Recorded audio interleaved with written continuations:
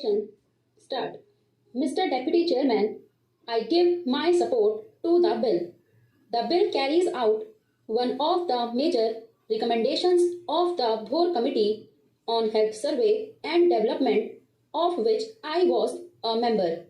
Now, one of the objects of this will be to provide an All India Institute for the advancement of medical knowledge and the training of medical personnel. It will provide refresher courses for the physicians working in our town and villages. It will provide, I take it, facilities for higher instruction in modern medicine. I think the health minister, if I may say so with respect, was a little far too apologetic in defense of modern medicine. We don't stand today where we did 4,000 years back when our ancestors had creative minds and did a very great deal in the world of medicine.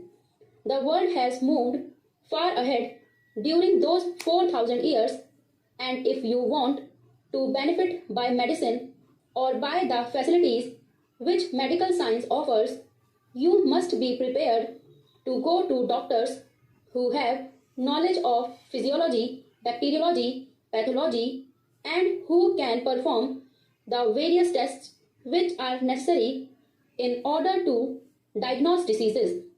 There is a very great deal that can be done by way of research. Now, I should have liked some more light to be thrown on the organizational side of the institute.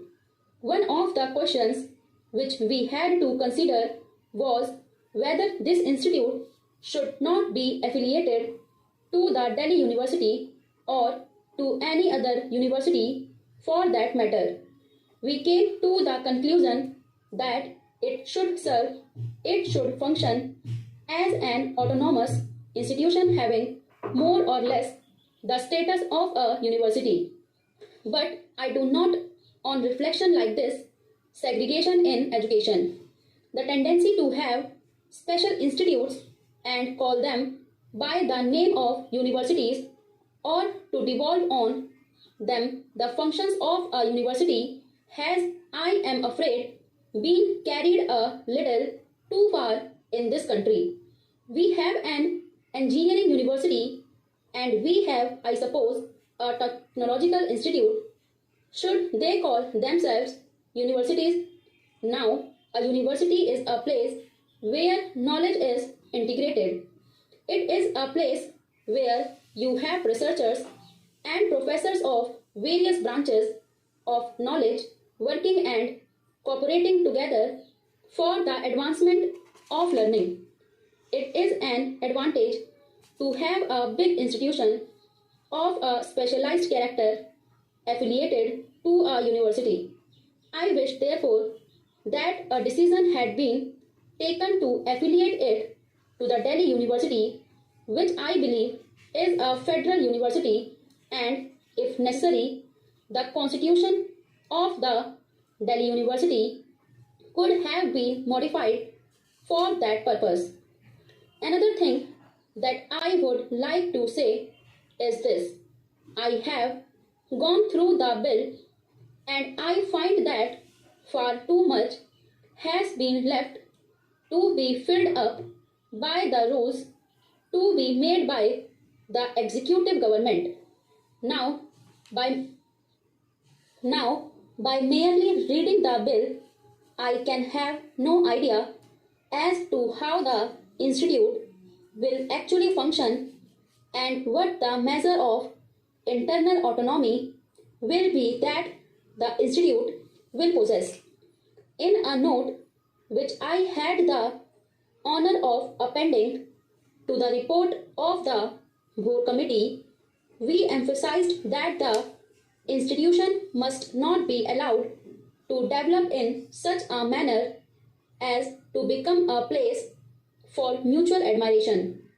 We wanted, therefore, provisions to be specifically made in the Constitution for an external element on the academic bodies of the institution. Now, I think that the institute will have 4 representatives of the medical faculties of Indian universities to be nominated by the central government in the manner prescribed by rules. But the institute is not a medical faculty. The institute will have a governing body, and there will be many other bodies which will work as part of the institute. What I have in mind is that on the academic bodies which will frame the curricula and which will be responsible for the conduct of examination and for prescribing all the standards, there should be representation of an expert character provided in the Constitution itself. I should like Mr. Deputy Chairman, the position is to be clarified in this respect by the Health Minister. What is the intention of the government in regard to this matter? How do they propose to constitute the bodies which will be responsible for the framing of the curricula, for prescribing the courses, and for the laying down of academic standards, and how do they propose to maintain a liaison between this institute and various medical bodies in the country? I think that at least we should have been given some information on this aspect of the matter, because I find that almost everything is going to be left to rules which are going to be framed hereafter, and we have no clear picture before us as to how this institute will function. That it is desirable to have this institute will be admitted. It is becoming increasingly difficult for our young men to get facilities for higher education in the bigger universities of Western countries. Those universities have their own problems. They have got to think of providing for their own young men first, and it is essential that we should have an institute in this country of a very high character, where it is possible for research to be carried on under almost ideal conditions. We do not want to lag behind in the race for knowledge in the modern world so far as knowledge and research are concerned. While we have produced eminent physicians, and while we have produced good practicing surgeons, it is a matter for regret that our output so far as medical research is concerned is poor. There are some people who have researched to their credit that one reason for the lack of output in research is that the abler physicians in our medical institutions are allowed private work. They devote too much time to private practice. I have known professors of pathology and anatomy